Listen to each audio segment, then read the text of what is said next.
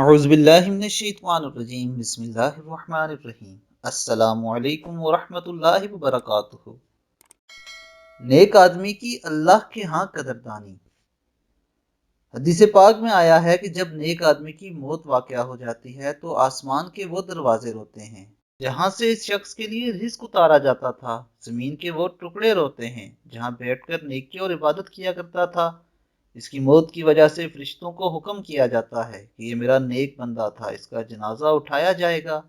جس راستے سے جنازہ گزرے گا تم اس راستے کے دونوں طرف استقبال کے لیے کھڑے ہو جاؤ۔ میرے عاشق کا جنازہ خوب عزم و اکرام کے ساتھ گزرے۔ سبحان اللہ، کتنی عجیب بات ہے کہ گھر سے لے کر قبر تک دونوں اطراف میں فرشتے استقبال کر رہے ہوتے ہیں۔ حدیث پاک میں آیا ہے کہ حضرت سعد رضی اللہ تعالی عنہ کے جنازے میں شرکت کے لیے اتنے فرشتے اترے کہ نبی کریم صلی اللہ علیہ وآلہ وسلم پنجوں کے بل چل رہے تھے۔ کسی نے پوچھا، اے اللہ کے نبی یہ کیا؟